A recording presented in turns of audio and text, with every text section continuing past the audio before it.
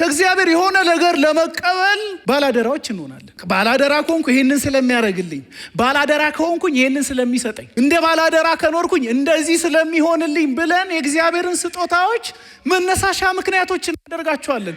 እሱ the worst form of idolatry ነው። ምክንያቱም እዚህ ጋር እያመለክን ያለነው እግዚአብሔርን ሳይሆን በባላደራነታችን የምንቀበለውን የእግዚአብሔርን ስጦታ ነው። እግዚአብሔር አይኖቻችንን ያስተካክለው። ታዲያ መነሳሻ ምክንያታችን ምን ይሁን? ኢየሱስ ክርስቶስ ያበዛልን ፍቅር ይሁን። ሁሌ አዲስ ነው። ደጋግሞ ቢነገር ሁሌ አዲስ ነው። ደጋግሞ ቢወራ ሁሌ አዲስ ነው። ምን? የክርስቶስ ፍቅር። አዋት የሚያነቃኝ ምንድን ነው? ጊዜ የእግዚአብሔር ነው እንድል የሚያደርገኝ ምንድን ነው? ህይወቴ የኔ አይደለም እንድል የሚያደርገኝ ምንድን ነው? ስለ እኔ የሞተና የተነሳ አለ። ስለ እኔ ለሞተና ለተነሳው፣ ስለ እኔ ለሞተና ራሱን ህያው አድርጎ እኔን አብሮ ላስነሳው ለክርስቶስ የምኖረው ህይወት ነው ቀጥሎ ያለው ህይወት። እግዚአብሔር በክርስቶስ ፍቅር ይባርከን።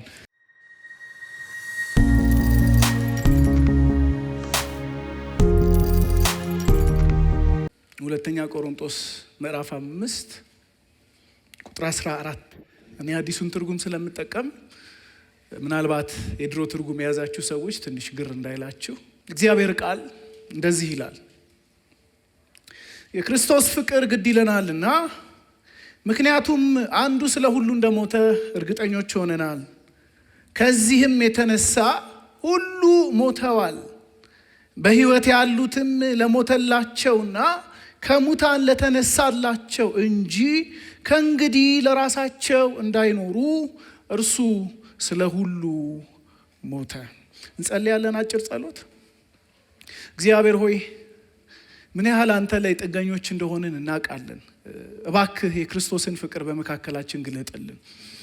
ጌታ ሆይ ሁልጊዜ አዲስ የሆነውን ሁልጊዜ ኢነርጃይዝ የሚያደርገንን አቅም የሚሰጠንን አንተ በልጅ በኢየሱስ ክርስቶስ በኩል የገለጥከውን ይህንን የተዋበ ፍቅር እንደሚገባኝ እናገር ዘንድ እባክህ ከኔ ጋር አሁን፣ ከሚሰሙኝም ጋር አሁን። ያንተ መገኘት በመካከላችን ይሁን በጌታ በኢየሱስ ስም አሜን። እግዚአብሔርን እጅግ አድርገን እናመሰግናለን።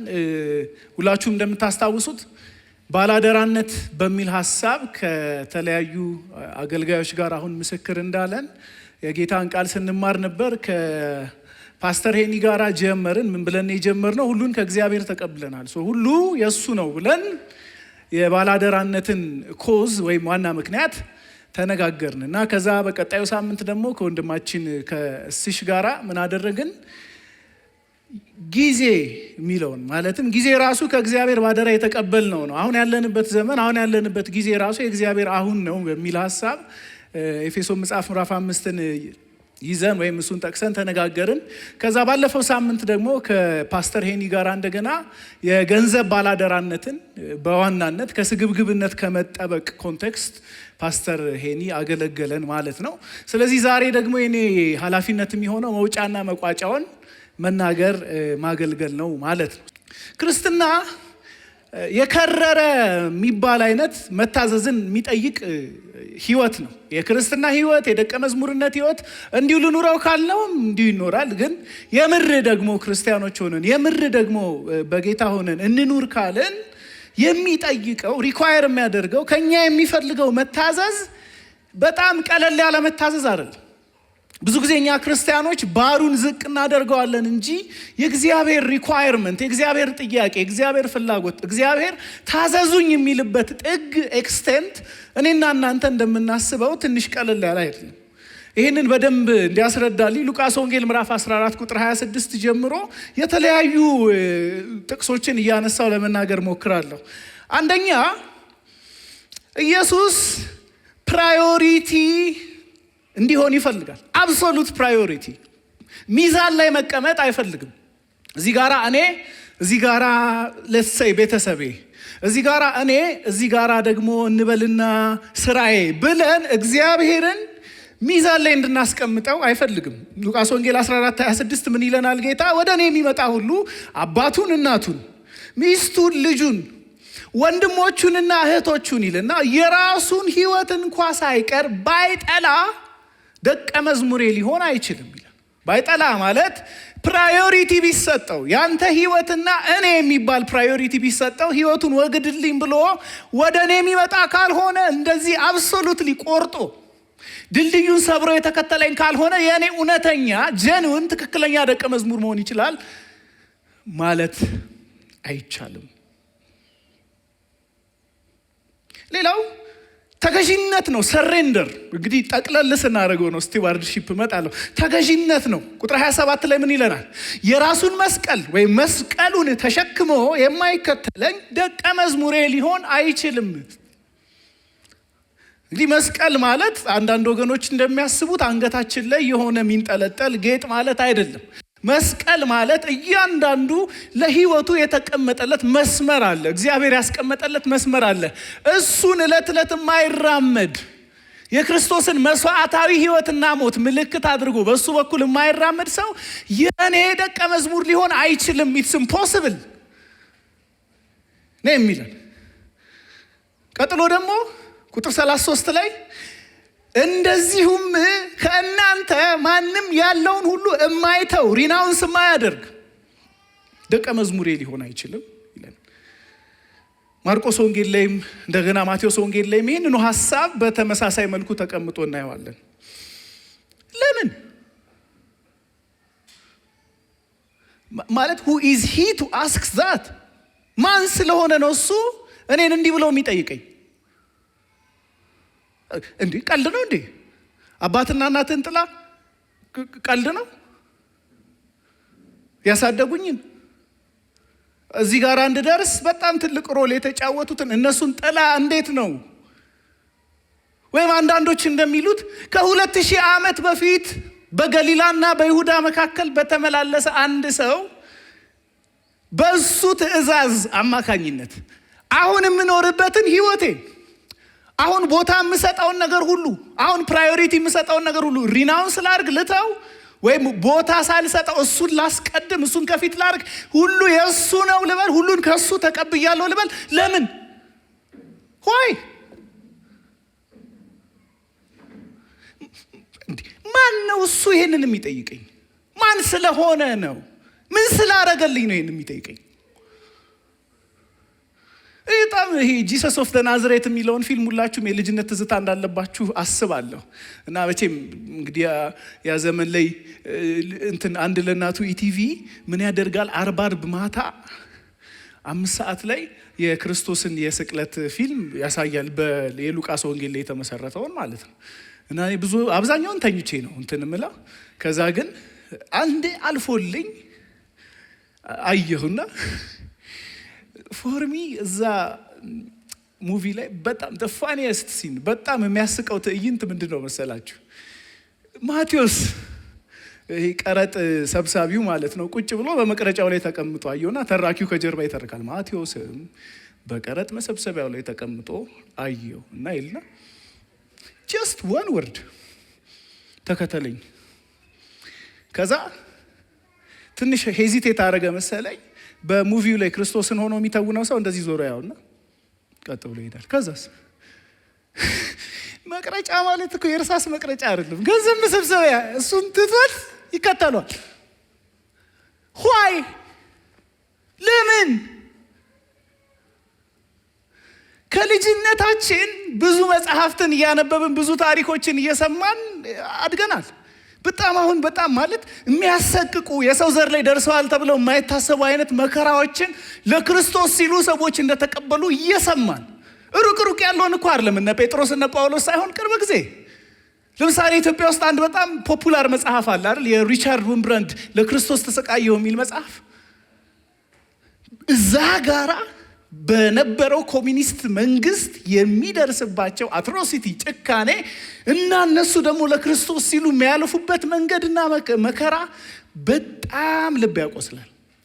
ሆይ ለምን ማን ነው እሱ እንዲህ ብሎ ሊጠይቀን?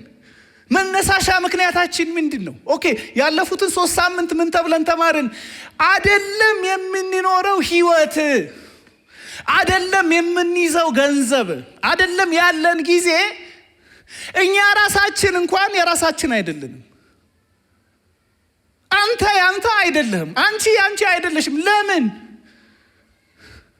ለምን ባላደራ ሆኜ ልኑር? ለምን ሁሉን ከጌታ ተቀብያለሁ፣ ከጌታ የተቀበልኩት ሁሉ ደግሞ የኔ ሳይሆን የእሱ ነው ብለን እንዴት ነው በባላደራነት የምንኖረው? አሁን ባለን ጥቂት ደቂቃ ለማድረግ የምሞክረው ይህንን ጥያቄ መመለስ ነው። ሁለተኛ ቆሮንቶስ ብዙ የቤተ ክርስቲያን ታሪክና የመጽሐፍ ቅዱስ አጥኚዎች እኛ እንደምንለው ሁለተኛ ቆሮንቶስ ነው ብለው አያምኑ። አብዛኞቹ ይሄ መልእክት ሶስተኛ ቆሮንቶስ ነው ብለው ነው የሚያምኑት። እንዴት ነው? መቼም የመጀመሪያውን ቆሮንቶስ መልእክት ታውቁታላችሁ። ትንሽ ስትሮንግ ስለሆነ ብዙ ሰው እንደውም ለማንበብ ትንሽ ይቸገራል አይደል? ጠንከር ያለ ቶን ይበዛዋል። በጣም ስትሮንግ ነው ሐዋርያው ጳውሎስ። እዛ ጋር የሚጠቀማቸው ቶኖች በጣም ጠንካራ ናቸው። ይበዛዋል ማለት እንዴት ልምጣባችሁ? በህይወት መንፈስ ልምጣባችሁ ወይስ በዱላ በበትር ልምጣባችሁ ምናምን ስለሚል ያ ብዙ ሰው የምን ዱላ ነው ሮሜ ምናምን ይላል። ግን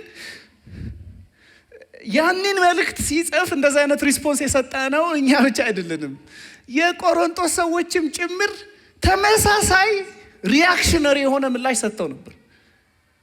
ጭራሽ የጳውሎስን ሐዋርያነት ጭምር አንተ ሐዋርያም አይደለም እኮ አሉ። ምንም ከነሱ መካከል ራሱ አልነበረም አሉ እስኪሉ ድረስ እሱ እኮ ነው ያቺን ቤተ ክርስቲያን የተከላት። ጭራሽ እሱን ዲናውንስ አድርገው ባሉበት ፕሮሚስኪዩቲ ባሉበት ህይወት መቀጠል ፈልገው ጳውሎስ ላይ የሚያሳዝን የምላሽ ደብዳቤ ምላሽ የሰጡበት የመጀመሪያው ሌተር እንደዛ አይነት ምላሽ ያጋጠመው ደብዳቤ ነው። ከዛ እኛ እጅ ላይ የሌለ እግዚአብሔር ፍቃዱ ስለሆነ እንዲገኝ ያላደረገው አንድ የሐዘን ደብዳቤ ጻፈ ሐዋርያው ጳውሎስ ማለት ነው። በጣም የሐዘን የስብራት እሱ ለነሱ ያለውን መጋቢያዊ ልብ እያንዳንዱ ነገር አድርጎ ያለበትን ሞቲቭ ጭምር የሚገልጽ ነው ብለው ያወራሉ እነኚህ መጽሐፍ ቅዱስ የሚያጠኑ ሰዎች። እንደዛ አይነት መጽሐፍ ጽፎ ሲልክ ሁሉም ተሰበሩ፣ በቃ አዘኑ፣ ወይኔ ብለው እግዚአብሔር ወደሚፈቅደው ንስሐና ሪፔንተንስ መጡ ማለት ነው። ሲመጡ በዛ ደስ የተሰኘው ጳውሎስ ቀጥሎ ያሉ ነገሮችን በደንብ ለማስረዳት የጻፈው መልእክት ነው። ይሄ ሁለተኛ ብለን የምንጠራው ነገር ግን ሶስተኛ የሆነው ቆሮንቶስ ማለት ነው። እና ይሄ ሁለተኛ ቆሮንቶስ ምዕራፍ 5 ቁጥር 14 አሁን ያነበብነው ክፍል ልክ የመጀመሪያ ሳምንት ይህንን ትምህርት ስንማር እንደተማርነው ተመሳሳይ የሆነ ሀሳብ ኬሪ አውት ያደርጋል። አንተ ያለህ የነበረህ ዘመድ አዝማድህ፣ ጓደኞችህ፣ ቤተሰብህ፣ ገንዘብህ፣ ጊዜ፣ ጉልበትህ ሁሉ ባለቤት አለው። ግን እግዚአብሔር ደግሞ ይሄንን ሲጠይቀን ዝም ብሎ አልጠየቀንም። ሁለት መነሳሻ ምክንያቶች አሉት። ከዚሁ ክፍል ላይ ይሄንን ተነጋግረን ነው የምንጨርሰው። ሁለት መነሳሻ ምክንያቶች ቅድም ለጠየቅነው ጥያቄ ማለት ነው። ለምን እንዲህ አይነት ራዲካል ኦቢዲየንስ ራስን የሰጠ መታዘዝ፣ ለምን እንዲህ ያለ ከሁሉ ነገር እግዚአብሔርን ክርስቶስን የሚያስቀድም መታዘዝ ለምን? እሱን ነው ለመመለስ ጥረት ምን አደረገው። አንደኛ ቁጥር 14 የተወደድንበት ፍቅር ነው። የመጀመሪያው ምክንያት የተወደድንበት ፍቅር ነው። ቁጥር 14 ላይ የክርስቶስ ፍቅር ግድ ይለናል ይላል። የክርስቶስ ፍቅር እዚህ ጋራ እንግዲህ የሐዋርያው የተጠቀመው ተርም ብዙዎቻችን እንግዲህ በስምም እናውቀዋለን። ደግሞም ተደጋግሞ ብዙ ጊዜ ወንጌላውያን ቤተክርስቲያናት ውስጥ ስለ ፍቅር ስለሚሰበክ በተደጋጋሚ እነኚህን ቃላት እናውቃቸዋለን ብዬ አስባለሁ። ፍቅር ይህን ያህል አይነት ነው፣ አጋፔ አለ፣ ኢሮስ አለ፣ ፊሊያ አለ ምናምን ተብለን ብዙ ጊዜ እንማራለን። ልክ ነው። ግሪኮች በጣም ራሳቸውን የፍቅር ኤክስፐርት አድርገው ያስባሉ። ከግሪክም ደግሞ ቆሮንቶስ እና ቆሮንቶስ ቤተክርስቲያን አካባቢ አንድ አፍሮዳይትስ የሚባል ቤተ መቅደስ አለ እና የአፍሮዳይትስ ቤተ መቅደስ አፍሮዳይትስ የፍቅር አማልክት ብለው የሚጠሯት አምላክ ነች። ለእሷ ቤተ መቅደስ ይታጠናል። ያቺ ከተማ መታወቂያዋ ራሱ አፍሮዳይተስ የምትባለው ያቺ ጣዖት ነች። እና እዚች ጣዖት ጋራ ኤክሰርሳይዝ የሚደረግ ነገር አለ ፍቅር። የኛ አማርኛ ሁሉንም አንድ ላይ ነው የሚጨፈልቁ አይደል? ለአባትም ፍቅር ነው፣ ለእግዚአብሔርም ፍቅር ነው፣ ለሁሉም ፍቅር ነው። ግን እነሱ ጋር እንደዛ አይደለም። ይመሳጠሩበታል፣ ይጠበቡበታል። እና ኢሮስ ብለው የሚጠሩት የተቃራኒ ጾታ ፍቅር አለ። በሱ ኤክስፐርት ናቸው። እነሱ ኤክስፐርት ናቸው። ከዛ መስመሩን ደግሞ ጥቂት ያልፍና ያቺ ከተማ ምናልባትም የምትታወቀው የዝሙት ከተማ በመባል ወደ 1000 የሚጠጉ ሴት አገልጋዮች በዛች ቤተ መቅደስ ውስጥ አሉ። አገልጋዮች ማለት መዝሙር አይደለም የሚዘምሩት፣ ዝሙት ነው የሚፈጽሙት። እና እንደውም ቅርብ ጊዜ አንድ ዲስከቨር ተደርጓል። ምንድነው? የዜውስ የሚባል ቤተ ጣዖት ተገኝቷል። እና ያ ቤተ ጣዖት የፈውስ ቤተ ጣዖት ነው። እና ለዛ ለፈውስ ቤተ ጣዖት ጸሎት የሚቀርብበት ፓተርን አለው ራሱን የቻለ። ምንድነው? ለምሳሌ አሁን እኛ የሆነ ነገር ብንታመም የምንከተለው ፓተርን ምንድነው? ለቤተ ክርስቲያን መሪዎች እንደውላለን ወይም የሚያገለግሉ ሰዎች ጋር። ከዛስ የሚያገለግሉ ሰዎች ደግሞ ይሄዱና መጽሐፍ ቅዱስ እንደሚናገረው በእምነት ዘይት ቀብተው ለታመመው ሰው ይጸልያሉ። ከዛ ምንድነው የምናምነው? የእምነት ጸሎት ድውዩን ያስነሳዋል ብለን እናምናለን። ለእግዚአብሔር ለፈውስ የምናቀርበው የጸሎት ፓተርን እንደዚህ ነው። ዜውስ ጋራ እንደዛ አይደለም። እንዴት ነው? አንድ ሰው ለምሳሌ እንበልና ጆሮ ደግፍ ከታመመ ጆሮዬን ፈውስልኝ ብሎ ለዛ ቤተ ጣዖት ልመናውን የሚያቀርበው የጆሮ ቅርጽ ሰርቶ ነው። ጉንፋን ከያዘው ወይ አፍንጫውን ካፈነው የአፍንጫ ቅርጽ ይሰራና አፍንጫውን ነው እዛ የመሰዊያው ላይ የሚያስቀምጠው ማለት ነው። ቅርብ ጊዜ በተደረገው ቁፋሮ የመዓት ምን እንደተገኘ ብታውቁ። ይተባርካችሁ፣ እናንተ ጥሩ ሰዎች ናችሁ።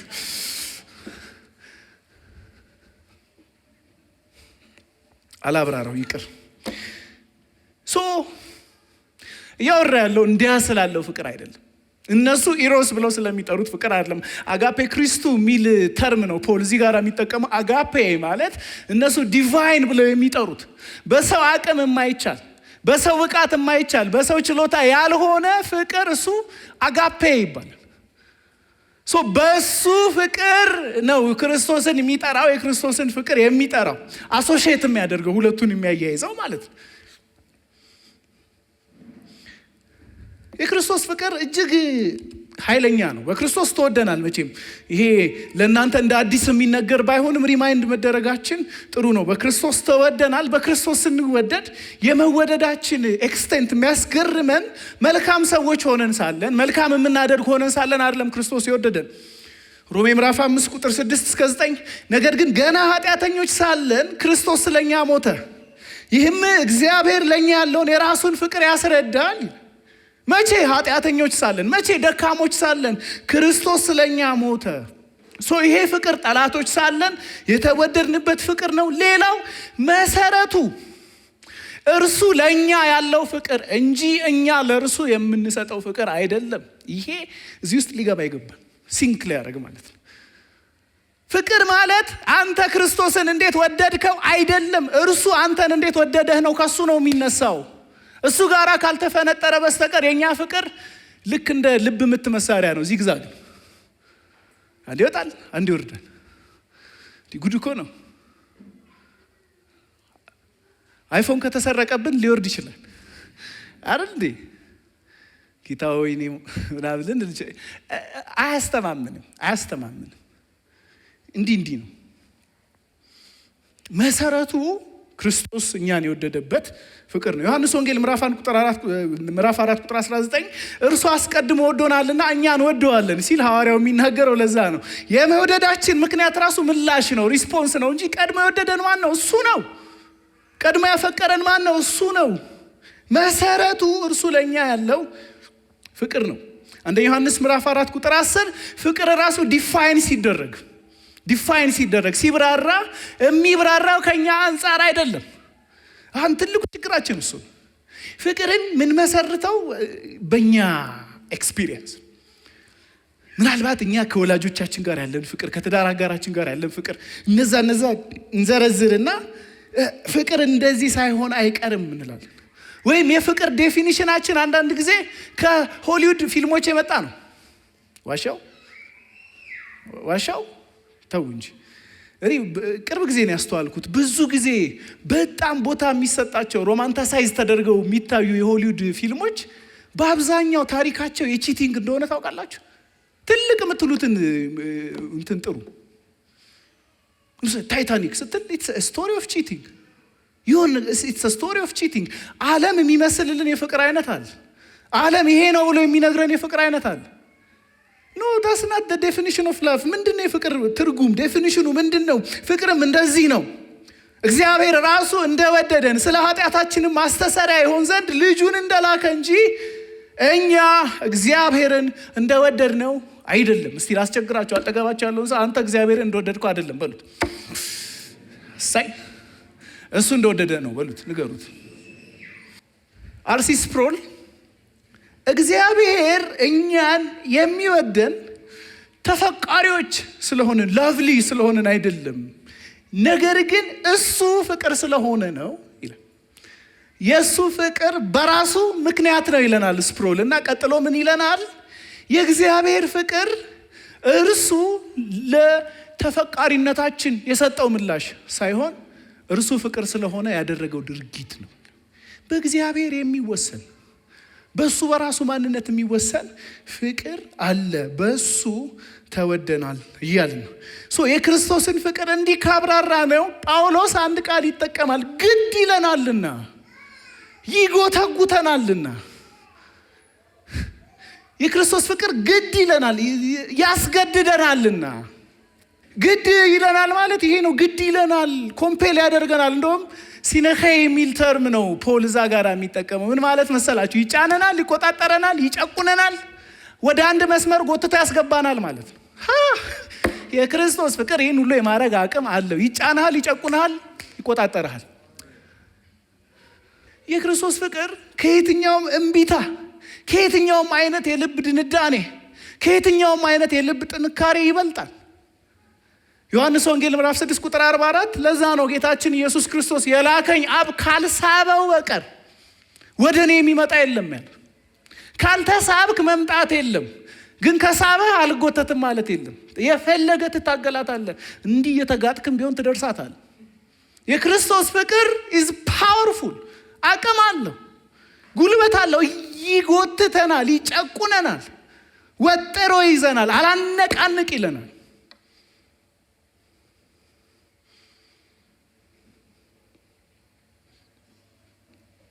ስለዚህ የትኛውም ባላደራ እንደ ባላደራ የሚፈጽመው ተግባር ይሄ የኔ አይደለም ሲል፣ ጊዜ የኔ አይደለም ሲል፣ ህይወቴ የኔ አይደለም ሲል፣ ገንዘቤ የኔ አይደለም ሲል ጎትቶ እዛ መስመር ውስጥ የሚያስገባው ምንድን ነው? የክርስቶስ ፍቅር ነው።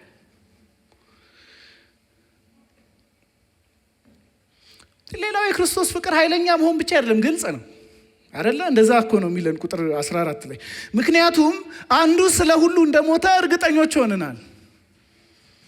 ግልጽ ነው ማለት ነው፣ አሳይቷል ማለት ነው። የእግዚአብሔር ፍቅር መሆን ዘላለማዊ እውነታ መሆኑን እናውቃለን። መቼም ማንም መጥቶ ስለነገረን ሳይሆን እሱ በዘላለም ዘመን ማንነቱ ውስጥ እግዚአብሔር ፍቅር ነው። የእግዚአብሔር ፍቅርነት አሁን እኛ መካከል የጀመረ አይደለም። እኛ ኤክስፒሪየንስ ማድረግ ጀመርን እንጂ እሱ ኢንትሪንሲክሊ ከኛ የተለየ ከኛ ጋር ያልተገናኘ ማንነቱን ሄደን ቁጭ ብለን ብናጠናው እግዚአብሔር ፍቅር ነው። ግልጽ ነው።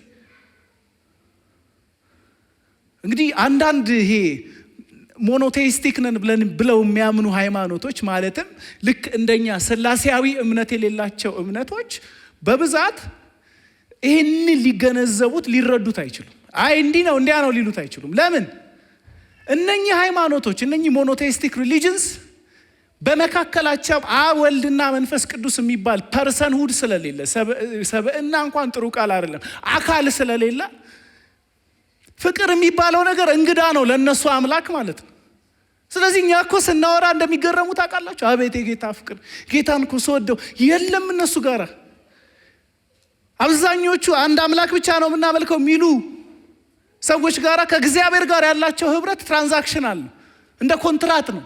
አንተ ይሄንን ታደርጋለህ፣ እኔ ደግሞ ይሄንን አደርግልሃለሁ ብሎ ኮንትራት ያስፈረማቸው ነው። ትራንዛክሽናል ነው የእግዚአብሔርና የነሱ ህብረት ማለት ነው። የኛን የሚለየን ምንድነው? አሁን አይደለም። እንደው አንዳንድ ሰው እኮ በጣም እኮ እኛ አንዳንዴ ለራሳችን የምንሰጠው ቦታ በጣም ትክክል አይደለም። እንደገና ካላስቸገርኳችሁ ጎናችሁ ያለውን ሰው ረጋ ብለውልት ለመሰላችሁ ለምንድነው እግዚአብሔር ሰውን የፈጠረው ብላችሁ እስቲ አንድ ሁለት በጌታ የሆነ ሰው ጠይቁ። አሁን ስራ ቦታ ምንም የምታውቁት ማለት እዚህ ጉባኤ አልነበረ። ምን ይላል?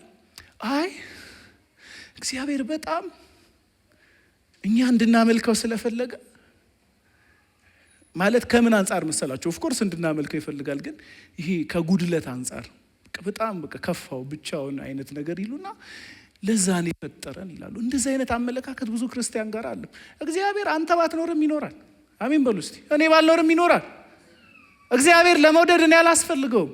ፐርፌክት የሆነ ዩኒፋይድ የሆነ ፍቅር በአብ በወልድና በመንፈስ ቅዱስ መካከል አለ። አብ ልጅን ይወደዋል። በእርሱ ደስ የሚለኝ የምወደው ልጄ ይህ ነው ብሎ ጠቁሞታል። ወልድ ደግሞ አብን ይወደዋል። ይህንን ፍቅር ተካፈሉ ብሎ ለእኛ በሯን ገርበብ አድርጎ ከፈተልን እንጂ እኛ ራሳችን የፍቅሩ ኦብጀክት አይደለም። ለዘላለም የሚኖር ነው የክርስቶስ ፍቅር። ግን እንዴት ነው እኛ ሰፈር የመጣው? እንዴት ነው እኛ የተነካካ ነው ከዚህ ፍቅር ጋር?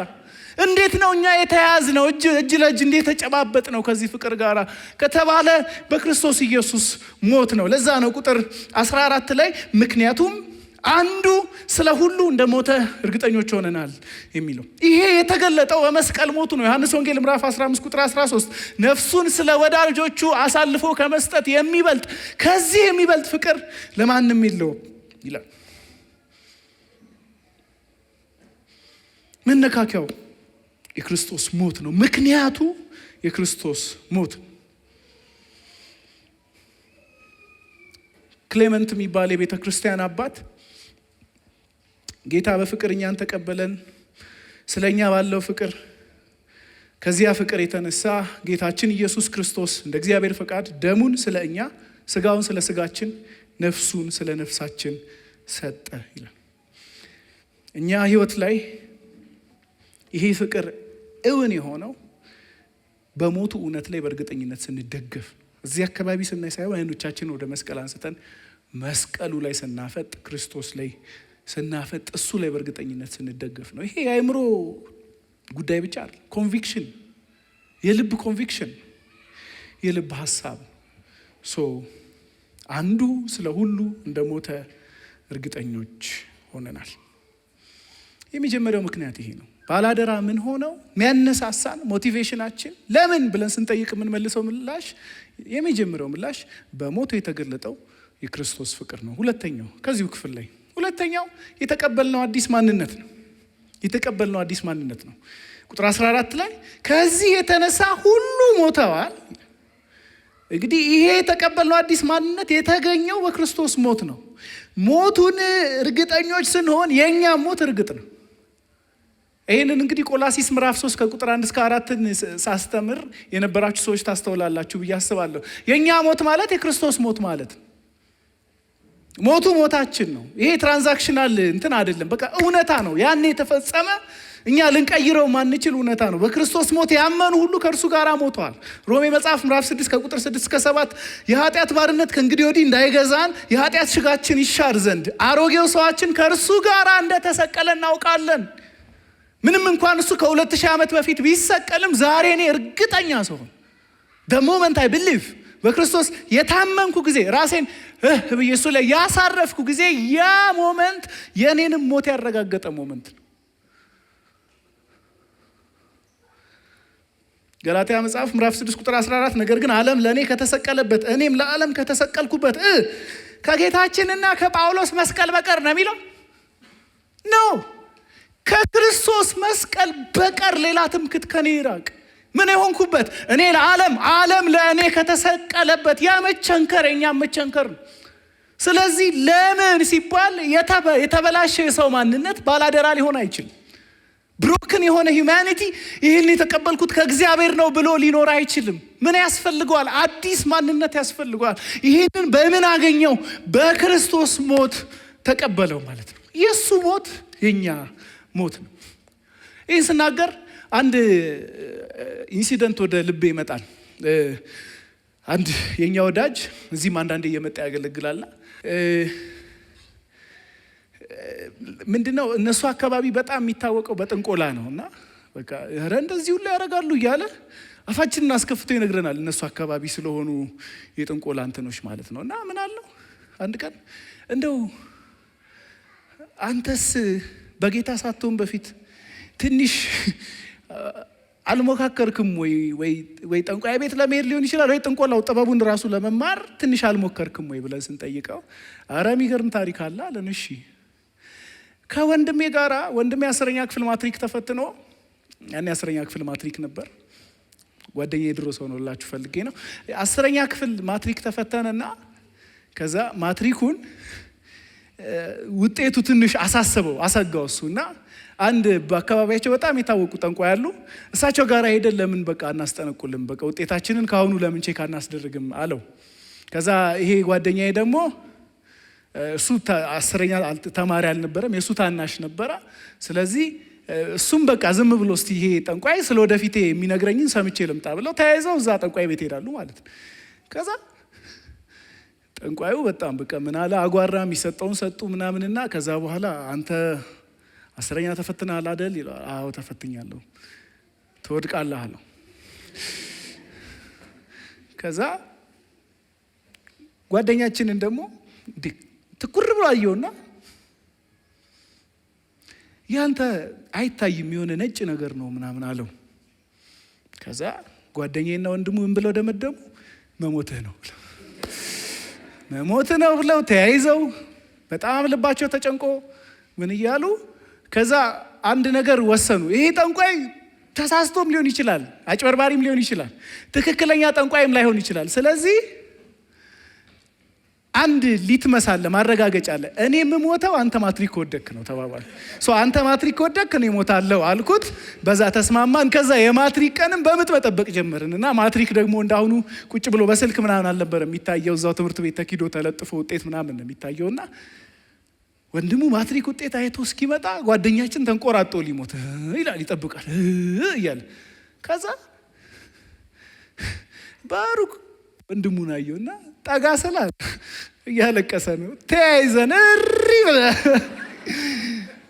ለምን የዚህኛው 10ኛ ክፍል መውደቅ ማለት የዚህኛው መሞት ነው። ያው ምን ለማለት እንደፈለኩ ገባችሁ አይደል? የክርስቶስ ሞት ማለት የኛ ሞት ነው። ግን ያው ጓደኛችን አልሞተም፣ ጌታን ተቀበለ፣ አሁንም አለ ማለት ነው። የክርስቶስ ሞት የኛ ሞት ነው። እንግዲህ ቢሞቱ ይሻላል አይደለም የሚለው ወይም ይሞታሉ የሚል የነገ ትንበያም አይደለም። ሞተዋል የሚለው ኦብጀክቲቭ ነው፣ ከኛ ውጭ የሆነ ነው። የክርስቶስ መስቀል የተጠናቀቀ ነው። እኛ ባመንበት ጊዜ እኛ ህይወት ላይ እውነታ የሆነ በዛው ቅጽበት የተደረገ ነገር ሞተናል። እዛ ነው ቆላሲስ መጽሐፍ ምዕራፍ 3 ቁጥር 3 ሞታችኋልና ህይወታችሁም ከክርስቶስ ጋር በእግዚአብሔር ቀኝ ተሰውሯል የሚለን ማለት ነው። እና ይህንን ማንነት የተቀበልነው ይህንን አዲስ ማንነት የተቀበልነው በሞቱ ያገኘነውን አዲስ ማንነት የተቀበልነው ለምንድን ነው? ባላደራዎች እንድንሆን። ለምን? እዚሁ ክፍል ላይ ቁጥር 15 በህይወት ያሉትም እሺ የሚኖሩት ማለት ነው ለሞተላቸውና ከሙታን ለተነሳላቸው እንጂ ከእንግዲህ ለራሳቸው እንዳይኖሩ አንዱ ስለ ሁሉ ምን ሆነ? ሞተ። አንዱ ስለ ሁሉ ሞተ። ቀጥሎ የሚኖሩት ህይወት፣ ቀጥሎ በህይወት የሚቀጥሉት መቀጠል ስለ እነርሱ ሳይሆን ፎር ዘም ሴክ ሳይሆን ለራሳቸው ሲሉ ሳይሆን ስለ እነሱ ለሞተው ስለ እነሱ ለተነሳው የሚኖሩት ነው ማለት ነው።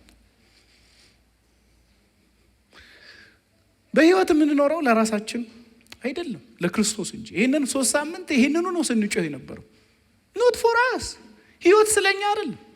ህይወት እኛ ዙሪያ አይሽከረከርም። ሴንተር ኦፍ ዘ ዩኒቨርስ እንደሆነን አናስብ። አንዳንድ ወንድም ሶላር ሲስተሞች አሉ አይደል? በቃ ሁሉ ነገር ራሳቸው ዙሪያ የሚዞር የሚመስላል ነው። አንተ አንድ ፐዝል ነህ። እግዚአብሔር የፈጠረው ትልቅ ዩኒቨርስ ውስጥ ያለ አንድ ትንሽዬ ጠጠር ነው። ምን ዙሪያ ነው የሚዞረው? ክርስቶስ ዙሪያ። የአማኝ ህይወት ምን ዙሪያ ነው የሚዞረው? ኢየሱስ ክርስቶስ ዙሪያ ነው የሚዞረው ማለት ነው። ባላደራነታችን የሞቱ መዳረሻና የሞታችን ውጤት ነው። ለምን ሞተ ሲባል በህይወት ያሉት ስለ እነርሱ ለሞተውና ስለ እነርሱ ለተነሳው ለሱ እንዲኖሩ ለዛ ነው የሞተው። ስለ እነርሱ ለሞተውና ስለ እነርሱ ለተነሳው። የድሮ የአብዮት ቪዲዮ ካያችሁ አንድ ተደጋግማ የምትባል ቃል አለች አይደል? የአብዮታውያን ተማሪዎች እንትን የሚሉት ለምን ሞተ? ለምሳሌ ጥላሁን ለምን ሞተ ይላሉ። ዋለልኝ ለምን ሞተ፣ እንትና ለምን ሞተ። እንግዲህ ቲቪ ላይ ሲመጣ ካያችሁ ማለት ነው። አልነበርኩም እዛ ጌታ። የአንዳንድ ሰዎች ጥርጣሬ ዝም ብሎ እና እንግዲህ ጥላሁን ግዛው የተባለ ተማሪ የልዕልት ሳራ ግዛው ወንድም ነው። ወክ ሲያደርግ ከፍቅረኛው ጋራ የተማሪዎች እንቅስቃሴ ከባድ አነቃናቂ ስለነበር እሱን ከገደልን ይሄ እንቅስቃሴ ይቆማል የሚል አመለካከት ስለነበራቸው እሱ እንዲገደል አደረጉ። ስለዚህ ያ እንደውም በጣም እንትኑን ካታላይዝ አደረገውና የሚባለው ምንድን ነው? ለምን ሞተ? እኛም እንደዚህ መጠየቅ አለብን። ጌታ ለምን ሞተ? ወይ ክርስቶስ ኢየሱስ ለምን ሞተ? መልሱ በህይወት ያላችሁት እናንተ፣ በህይወት የምኖረው እኔ፣ በህይወት ያለው አንተ፣ በህይወት ያለሽው አንቺ ለራስሽ ሳይሆን ለራስህ ሳይሆን ስለ አንተ ለሞተልህና ለተነሳልህ እንድትኖር ክርስቶስ ላንተ ሞቶላል። ጆን ኦዌን ያለ ክርስቶስ ሞት የኃጢአት ሞት የማይታሰብ ነው ይላል። ኃጢአት ሲል እንግዲህ አንዳንዴ ፐርሶኒፋይድ የሆነውን አስፔክት እንረሳዋለን። ማለትም ኃጢአት ሲል እኮ የሆነ ድርጊትን አይደለም፣ አንተን እያለ እኮ ነው። በበደላችንና ኃጢአታችን ሙታን የነበርንን እኛ ከኛ የሚወጣው ነገር ከእግዚአብሔር በመታመን ወይም እግዚአብሔር ላይ በመደገፍ የሚወጣ ስላልሆነ የምናደርገው መልካም ነገር እንኳን ሳይቀር እግዚአብሔር ፊት እንደ መርገም ጨርቅ የሚቆጠርብን ሰዎች እኮ ነበር። ስለዚህ ይሄ የኃጢአት ሞት፣ ይሄ የኃጢአተኛ ሞት ፖስብል የሆነው በክርስቶስ ሞት ነው። እሱ ስለሞተ ነው እኛ የሚሞት ነው። ጆን ኦውን እያለን ያለው ይህንን ነው። ከእንግዲህ ለራሳቸው እንዳይኖሩ እርሱ ስለ ሁሉ ሞተ። ይህ ነው ሁለተኛው ምክንያት፣ የተቀበልነው ማንነት ማለትም ከክርስቶስ ጋር መሞታችን፣ ለአዲስ ህይወት ከእርሱ ጋር መነሳታችን፣ በህይወት የምንኖረው ለእርሱ መሆኑ ሞቲቬሽናችን እሱ ነው፣ መነሻሻ ምክንያታችን እሱ ነው ማለት ነው። እስቲኛ ሰፈር እንምጣና እናገባድ ይህንን መልእክት። ሞቲቫችሁ ምንድን ነው? ስቴዋርድሺፕ ስታስቡ እንግዲህ ይሄን ልጠይቃችሁ እወዳለሁ። ለምንድን ነው ስቴዋርድ መሆን ያማራችሁ? እኔ ይሄ የሞቲቭን ጉዳይ ሳስብ ሁለት ወንጌላት ላይ ያሉ ታሪኮች ወደ ልቤ ይመጣሉ። አንደኛው ምሳሌ ነው፣ አንደኛው እውነተኛ ታሪክ ነው። ምሳሌው ጌታችን ኢየሱስ ክርስቶስ የአንድ ቀራጭና የአንድ ኃጢአተኛን ምሳሌ አድርጎ ሲያስቀምጥ ትዝ የሚላችሁ ከሆነ ኃጢአተኛው ቀራጩ ወደ ላይ ቀና ሊል እንኳን አልፈለገም። ደረቱን እየደቃ ምን ይላል? እኔን ኃጢአተኛውን ማረኝ ይላል። በዚህ በኩል ያለውስ ፈሪሳዩ እኔ ጌታን ጸለይ አይደለም ሪፖርት አስገባ ነው የምለው አይደል እንዴ? ይኸውልህ ጌታ እንደዛ ቀራጭ ስላላረከኝ አመሰግናለሁ። ከዛስ ከማገኘው ሁሉ አስራት አወጣለሁ። በቀን 2 ጾማ። እኔ ቸርች ነው የመጣው አይደል? ወይም ምኩራብ ነው የመጣው፣ እግዚአብሔር ፊት ነው የመጣው። እግዚአብሔር ምን እንዲለው ጠብቆ ነው? እጂ ትጾማለህ? ኢኖስታት ያውቀዋል ማለት ነው። ግን ጸድቆ አልወጣም። እግዚአብሔር ተቀብሎት አልወጣም። ያ ሰው ከነ ኃጢአቱ ከነ ኮተቱ ከነ ሙትነቱ ወጣ። ምንድነው የሚያነቃቃን? የክርስትና ህይወታችንን እንድንኖር እንደ ባላደራ እንድንኖር የተሰጠኝ እሱ ነው ብለን እንድንኖር። አንዳንዴ ከእግዚአብሔር የሆነ ነገር ለመቀበል ባላደራዎች እንሆናለን። በቃ ባላደራ ከሆንኩ ይሄንን ስለሚያደርግልኝ፣ ባላደራ ከሆንኩኝ ይሄንን ስለሚሰጠኝ፣ እንደ ባላደራ ከኖርኩኝ እንደዚህ ስለሚሆንልኝ ብለን የእግዚአብሔርን ስጦታዎች መነሳሻ ምክንያቶች እናደርጋቸዋለን። እሱ the worst form of idolatry ነው። ምክንያቱም እዚህ ጋር እያመለክን ያለ ነው እግዚአብሔርን ሳይሆን በባላደራነታችን የምንቀበለውን የእግዚአብሔርን ስጦታ ነው። እግዚአብሔር አይኖቻችንን ያስተካክለው። ታዲያ መነሳሻ ምክንያታችን ምን ይሁን? ኢየሱስ ክርስቶስ ያበዛልን ፍቅር ይሁን። እኔ ይገርመኛል ማለት አያልቅም እኮ ተነግሮ። ላይክ አሁን ይሄን ሳምንት አንድ ቦታ ነበርኩኝ ምናምንና እዚህ ከ3 ዓመት በፊት ያካፈልኩትን ሐሳብ ነበር በብዛት ሳካፍል የነበረው ስለ ክርስቶስ ፍቅር ማለት ነው። እንዴ ጌታን አልቅሼ ልሞት? ሁሌ አዲስ ነው። ደጋግሞ ቢነገር ሁሌ አዲስ ነው። ደጋግሞ ቢወራ ሁሌ አዲስ ነው። ምን የክርስቶስ ፍቅር ጠዋት የሚያነቃኝ ምንድን ነው? ጊዜ የእግዚአብሔር ነው እንድል የሚያደርገኝ ምንድን ነው? ህይወቴ የኔ አይደለም እንድል የሚያደርገኝ ምንድን ነው? ስለ እኔ የሞተና የተነሳ አለ። ስለ እኔ ለሞተና ለተነሳው ስለ እኔ ለሞተና ራሱን ሕያው አድርጎ እኔን አብሮ ላስነሳው ለክርስቶስ የምኖረው ህይወት ነው ቀጥሎ ያለው ህይወት። እግዚአብሔር በክርስቶስ ፍቅር ይባርከን።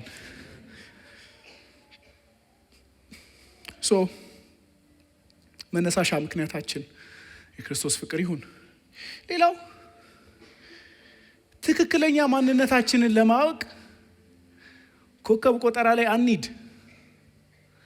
አንዳንድ ሰው ምንድነው አንተ ቪርጎ ነህ ምንድነው ምናምን ይባልና እንትን ይላል። ኮከብ ቆጠራ ላይ እንዴ እኔ እንትን ነኝ።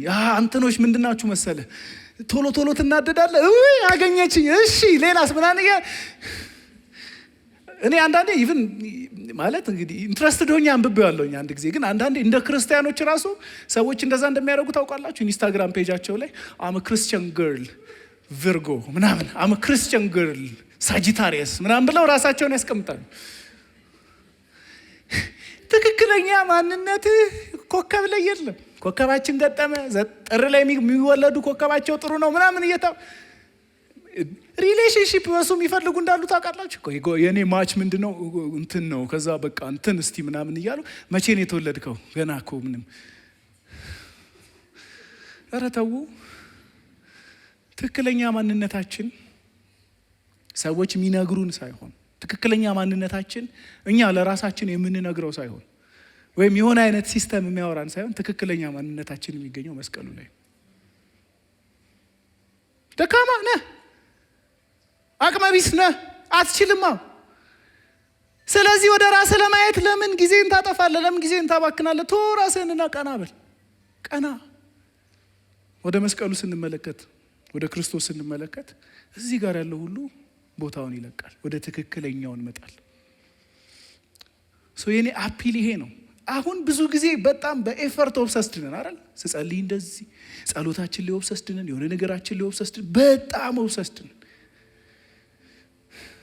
ወደ እግዚአብሔር እንመልከት። ማርቲን ሉተር እንዲህ የሚል ጥቅስ አለው። ጌታ ኢየሱስ ሆይ አንተ ጽድቄ ነህ፣ እኔ ያንተ ኃጢአት ነኝ።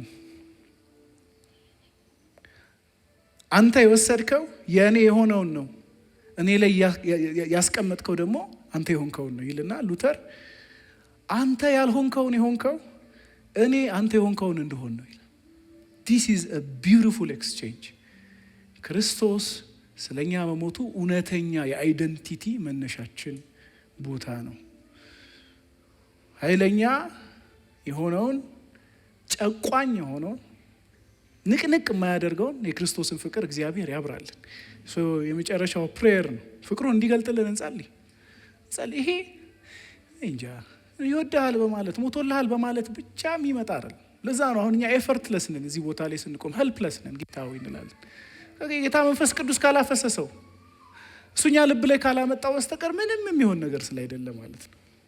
ለዛ ነው ሐዋርያው ጳውሎስ ኤፌሶን መጽሐፍ ምዕራፍ 3 ቁጥር 18-19 የክርስቶስ ፍቅር ስፋቱ፣ ርዝመቱ፣ ከፍታውና ጥልቀቱ ምን ያህል እንደሆነ ከቅዱሳን ጋር ሁሉ ጋራ የመገንዘብን ኃይል እንድታገኙ ነው፣ እስከ እግዚአብሔር ሙላት ሁሉ ልክ ደርሳችሁ እንድትሞሉ ከመታወቅ በላይ የሆነውን የክርስቶስን ፍቅር ታውቁ ዘንድ ነው የሚለው። እግዚአብሔር አምላክ ዓይኖቻችንን ይክፈትልን። እውነተኛ መነሳሻችን ስለኛ የሞተው ክርስቶስ ኢየሱስ ያሳየን ፍቅርና የሰጠን ማንነት ነው።